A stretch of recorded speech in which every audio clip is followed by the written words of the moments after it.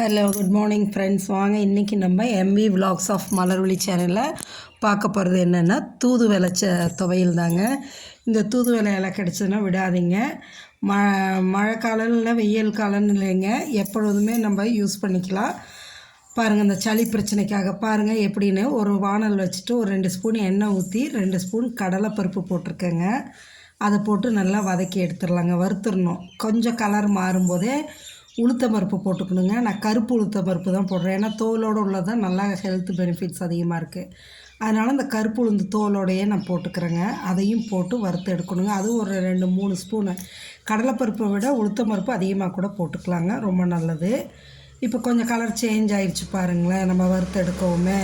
இந்த தூதுவளை இலையோட பெனிஃபிட்ஸ் வந்து நிறையா இருக்குங்க. சளி, இருமல், ஆஸ்துமா பிரச்சனை, சைனஸ் பிரச்சனை எல்லாத்துக்குமே இது பெஸ்ட்டுங்க. அதனால் முடிஞ்ச அளவு வந்துட்டு இதை வந்து நம்ம தூதுவளை ரசம் வச்சு தான் சாப்பிடுவோம், இல்லை சூப்பு வச்சு குடிக்குவோம்.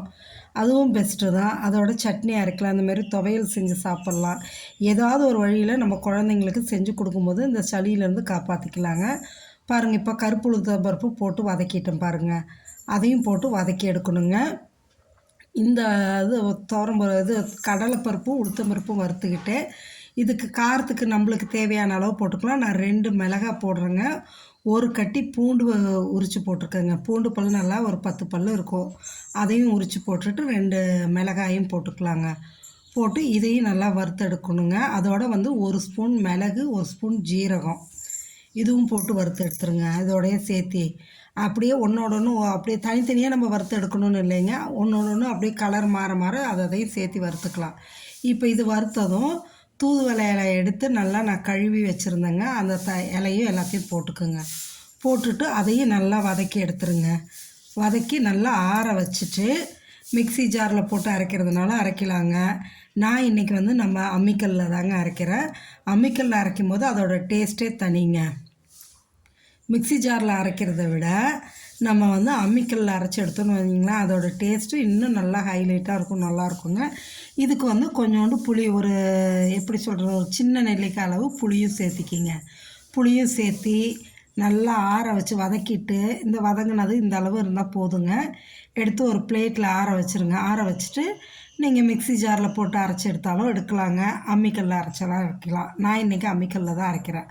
பாருங்கள், முதல்ல மிளகாயை வச்சு அரைச்சிடுங்க. அரைச்சிட்டு அதுக்கப்புறமா நம்ம வறுத்த பொருள் எல்லாத்தையும் ஒன்றா போட்டு அரைச்சிடுங்க. தேவையான அளவு உப்பு போட்டுக்குங்க மறக்காமல். உப்பு போட்டு நல்லா அரைக்கும் போது சீக்கிரமாக அரைச்சி வந்துடும், டேஸ்ட்டும் நல்லாயிருக்குங்க. அம்மியில் அரைக்கும்போது நீங்களும் ஒரு தடவை செஞ்சு பாருங்களேன். இந்தமாரி அம்மியில் அரைச்சி செஞ்சு சாப்பிட்டு பாருங்கள், அவ்வளோ டேஸ்ட்டாக இருக்கும். முக்கியமாக இது வந்து சளி, அதாவது நுரையீரலில் போய் இந்த சளியெல்லாம் கட்டிக்காமல், நெஞ்சில் சளி கட்டிக்காமல் இருக்கிறதுக்காக முடிஞ்ச அளவு மாதத்தில் ஒரு 2 தடவையாவது இந்த தூதுவளை இலையை வந்து ஒன்று ரசமாவோ இல்லாட்டி சூப்பாவோ இல்லை சட்னி இல்லை துவையல் என்ன மாதிரி செஞ்சால் இவங்களுக்கு சாப்பிட்றதா இருக்கோ பிடிக்குதோ அந்த அளவுக்கு செஞ்சு சாப்பிடுங்க. பாருங்கள், இப்போ நல்லா அரைச்சி எடுத்தாச்சுங்க. போதும், இந்த அளவு அரைச்சா போதுங்க.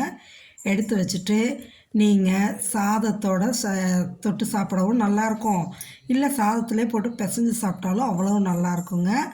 இது அவ்வளவு உடம்புக்கு நல்லது. மறக்காமல் செஞ்சு சாப்பிட்டு பார்த்துட்டு எப்படி இருக்குன்னு சொல்லுங்கள். மறக்காமல் நம்ம சேனலை சப்ஸ்கிரைப் பண்ணுங்கள். Okay, thanks friends.